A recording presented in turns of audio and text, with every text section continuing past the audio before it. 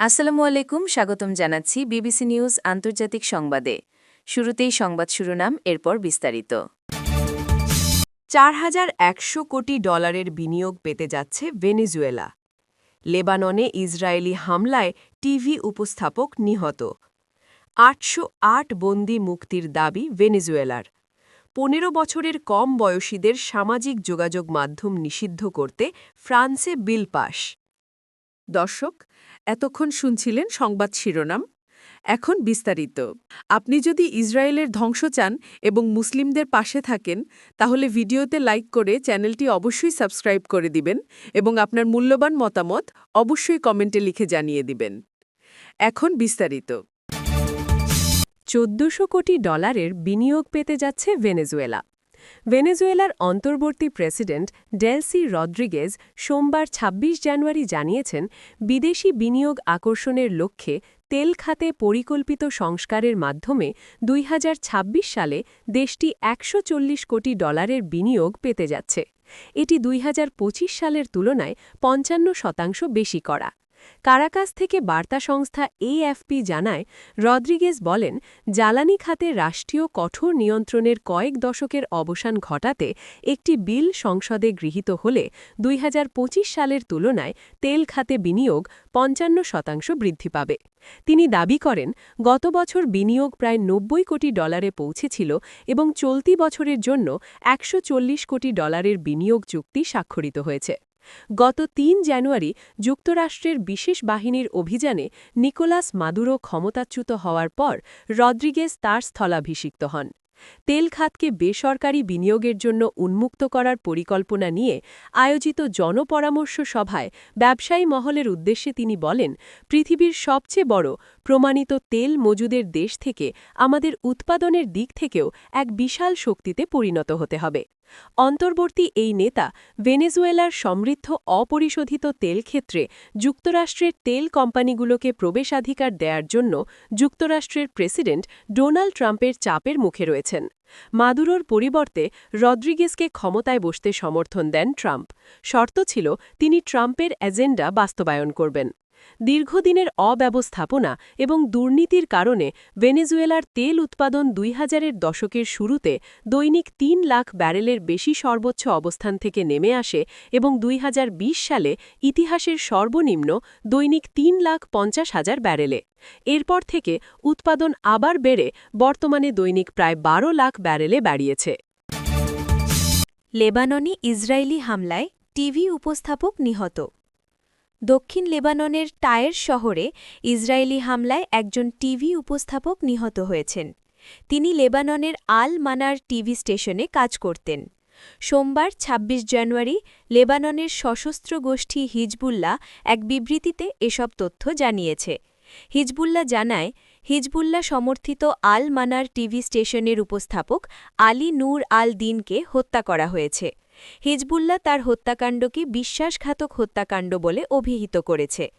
আল মানার টিভি নিশ্চিত করেছে যে টায়েরে হামলায় আল দিন নিহত হয়েছেন।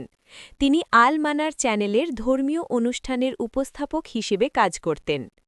লেবাননের তথ্যমন্ত্রী পল মরকোস ইসরায়েলি হামলার নিন্দা জানিয়ে সামাজিক যোগাযোগ মাধ্যমে বলেছেন, এ ধরনের আক্রমণ সাংবাদিক বা মিডিয়া কর্মীদের কাউকেই রেহাই দিচ্ছে না। তিনি আরও বলেন, আমরা মিডিয়া পরিবারের প্রতি সংহতি ও সমবেদনা ঘোষণা করছি। এছাড়া আন্তর্জাতিক সম্প্রদায়কে তাদের দায়িত্ব পুরোপুরি গ্রহণ করার জন্য এবং এই লঙ্ঘন বন্ধসহ লেবাননের মিডিয়া পেশাদারদের সুরক্ষা নিশ্চিত করার জন্য জরুরি পদক্ষেপ নেয়ার আহ্বান জানাচ্ছি। সোমবার আল দিনের হত্যার আগে কমিটি টু প্রোটেক্ট জার্নালিস্টস এর এক সমীক্ষা অনুসারে ২০২৩ সাল থেকে লেবাননে ইসরায়েলি হামলায় কমপক্ষে ৬ জন লেবানিজ সাংবাদিক নিহত হয়েছেন। অন্য পর্যবেক্ষকরা লেবাননে সাংবাদিকদের নিহতের সংখ্যা ১০ জন বলে জানিয়েছেন। এদিকে ইসরায়েলি সামরিক বাহিনী আল দিনের হত্যার কথা স্বীকার করেছে, যাকে তারা হিজবুল্লাহ সদস্য হিসেবে উল্লেখ করেছে। এছাড়া দক্ষিণ লেবাননের নাবাতিহা এলাকায় আরও ২ জনকে আঘাত করার কথাও স্বীকার করেছে। জব্বুল্লাহ জানায়, হেজবুল্লাহ সমর্থিত আল মানার টিভি স্টেশনের উপস্থাপক আলী নূর আল দিনকে হত্যা করা হয়েছে। হিজবুল্লাহ তার হত্যাকাণ্ডকে বিশ্বাসঘাতক হত্যাকাণ্ড বলে অভিহিত করেছে। আল মানার টিভি নিশ্চিত করেছে যে টাইরে হামলায় আল দিন নিহত হয়েছেন। তিনি আল মানার চ্যানেলের ধর্মীয় অনুষ্ঠানের উপস্থাপক হিসেবে কাজ করতেন। এদিকে ইসরায়েলি সামরিক বাহিনী আল দিনের হত্যার কথা স্বীকার করেছে, যাকে তারা হিজবুল্লাহ সদস্য হিসেবে উল্লেখ করেছে। এছাড়া দক্ষিণ লেবাননের নাবাতিহা এলাকায় আরও দুজনকে আঘাত করার কথাও স্বীকার করেছে। ৮০৮ বন্দি মুক্তির দাবি ভেনেজুয়েলার। ভেনেজুয়েলার অন্তর্বর্তী সরকার সোমবার ২৬ জানুয়ারি দাবি করেছে, গত ডিসেম্বরের আগ থেকে এ পর্যন্ত দেশটি ৮০০-এর বেশি রাজনৈতিক বন্দীকে মুক্তি দিয়েছে। তবে মানবাধিকার সংগঠন ফোরো পেনাল এ সংখ্যার সত্যতা নিয়ে সন্দেহ প্রকাশ করেছে।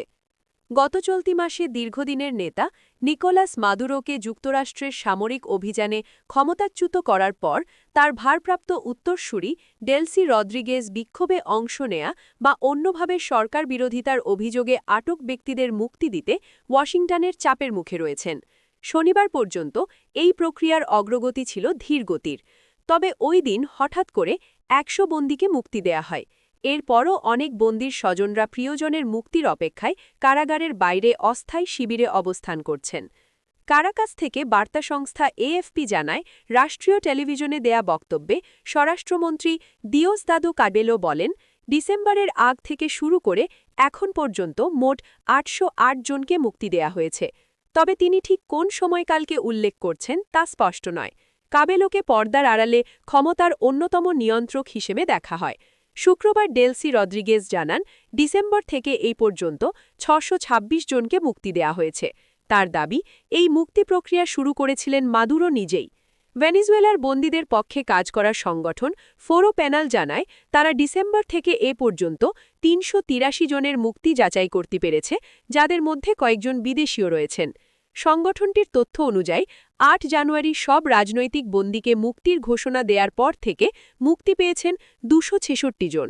সরকারের ঘোষিত সংখ্যার বিষয়ে ফোরো প্যানালের সহ-সভাপতি গনজালো হিমিওব এএফপিকে বলেন, এটি আমাদের ট্র্যাক করা কোনো সংখ্যার সাথেই মেলে না। তবে কাবেলো পাল্টা দাবি করে বলেন, ফোরো প্যানালের কর্মীদের তালিকা নেই। তিনি আরও বলেন, এনজিওগুলোর সাথে আমাদের পরামর্শ করার প্রয়োজন নেই। ১৫ বছরের কম বয়সীদের সামাজিক যোগাযোগ মাধ্যম নিষিদ্ধ করতে ফ্রান্সে বিল পাস। ফ্রান্সে ১৫ বছরের কম বয়সীদের সামাজিক যোগাযোগ মাধ্যম ব্যবহারে নিষেধাজ্ঞা আরোপের একটি বিল পাস করেছেন দেশটির আইন প্রণেতারা। শিশুদের অতিরিক্ত স্ক্রিন টাইম থেকে সুরক্ষা দিতে প্রেসিডেন্ট ইম্যানুয়েল মাখোঁর জোরালো সমর্থনে এই উদ্যোগ নেওয়া হয়েছে। প্যারিস থেকে বার্তা সংস্থা এএফপি জানায়, সোমবার ২৬ জানুয়ারি থেকে মঙ্গলবার রাতভর দীর্ঘ অধিবেশনের পর ফরাসি পার্লামেন্টের নিম্নকক্ষ ন্যাশনাল অ্যাসেম্বলি ১৩০-২১ ভোটে বিলটি অনুমোদন করে। আইনে পরিণত হওয়ার আগে বিলটি এখন ফ্রান্সের উচ্চকক্ষ সেনেটে যাবে। সামাজিক যোগাযোগ মাধ্যম এক্সে দেয়া এক পোস্টে মাখো এ ভোটকে ফরাসি শিশু ও কিশোরদের সুরক্ষায় একটি বড় পদক্ষেপ বলে অভিহিত করেন। এই আইন অনুযায়ী সামাজিক যোগাযোগ মাধ্যম ব্যবহারে নিষেধাজ্ঞার পাশাপাশি উচ্চ বিদ্যালয়ে মোবাইল ফোন ব্যবহারের ওপরও নিষেধাজ্ঞা আরোপ করা হবে। গত বছরের ডিসেম্বর মাসে ১৬ বছরের কম বয়সীদের জন্য সামাজিক যোগাযোগ মাধ্যম নিষিদ্ধ করা অস্ট্রেলিয়ার পর ফ্রান্স হবে দ্বিতীয় দেশ যারা এ ধরনের পদক্ষেপ নিল। সামাজিক যোগাযোগ মাধ্যমের বিস্তার যত বেড়েছে ততই উদ্বেগ তৈরি হয়েছে। অতিরিক্ত স্ক্রিন টাইম শিশুদের বিকাশে ক্ষতিকর প্রভাব ফেলছে এবং মানসিক স্বাস্থ্য সমস্যাকে উস্কে দিচ্ছে। শনিবার প্রচারিত এক ভিডিও বার্তায় ম্যাক্রঁ বলেন, আমাদের শিশু ও কিশোরদের আবেগ বিক্রির জন্য নয় বা নিয়ন্ত্রণের জন্য নয়, তা হোক মার্কিন প্ল্যাটফর্মের মাধ্যমে বা চীনা অ্যালগোরিদমের মাধ্যমে। কর্তৃপক্ষ চায় নতুন অ্যাকাউন্টের ক্ষেত্রে ২০২৬ শিক্ষাবর্ষের শুরু থেকেই বিধান কার্যকর হোক।